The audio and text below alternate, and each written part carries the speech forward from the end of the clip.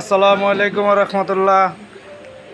আপনাদের যে cycle, auto cycle battery system, auto cycle যেটা ওই যে 4 ব্যাটারি আছে 48 ভোল্ট, 2 ব্যাটারি সিস্টেমের আছে 24 ভোল্ট।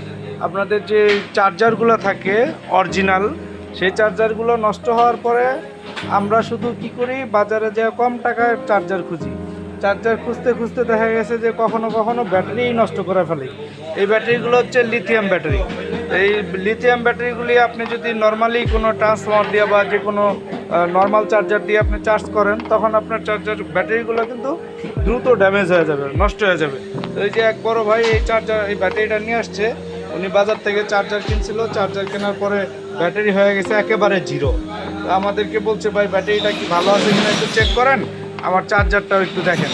তো নর্মাল চার্জারটা আমরা এটা দেখলাম, নর্মাল চার্জারগুলো খুবই অ্যাম্পিয়ার কম আর চার্জ করতে পারে না, ফুল চার্জ করতে পারে না, যার কারণে ব্যাটারিটা আর ভোল্টেজই ওঠে না। তো এই ব্যাটারিটা ছিল হচ্ছে একেবারে 2 ভোল্টের মতো ছিল।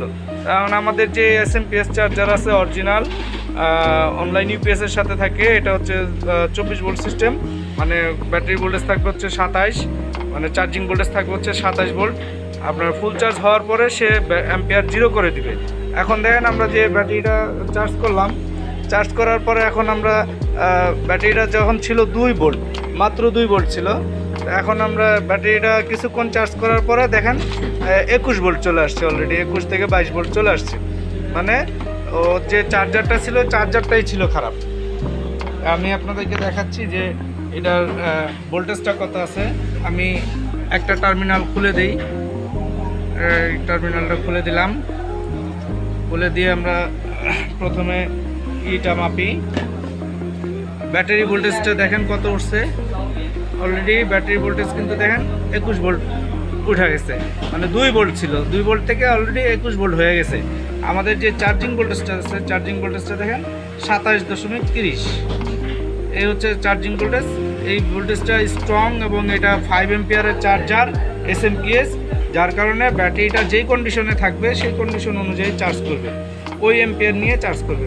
এখন দেখেন 2 ভোল্ট থেকে অলরেডি 21 ভোল্ট চলে আসছে। তো আমরা এটাকে 2 ঘন্টার মতো আরও চার্জ করব। চার্জ করার পরে আমরা এটাকে কাস্টমারকে ডেলিভারি দিব।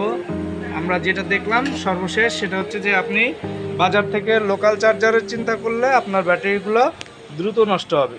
আর এই ধরনের চার্জার যদি কারো লাগে, অবশ্যই আমাদের সাথে যোগাযোগ করবেন। এটা 100% ব্যাটারি চার্জ করার মতো ক্যাপাসিটি ওর ভিতরে আছে এবং ব্যাটারি সেভ রাখবে।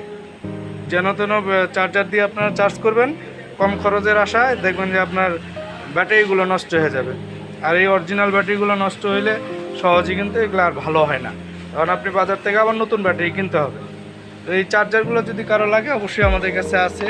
যদি কারো 36 volt, 48 volt, 24 volt, 96 volt, 192 volt, যে কোনো ধরনের চার্জার আমাদের কাছে আছে। যদি কারো লাগে অবশ্যই আমাদের সাথে যোগাযোগ করবেন।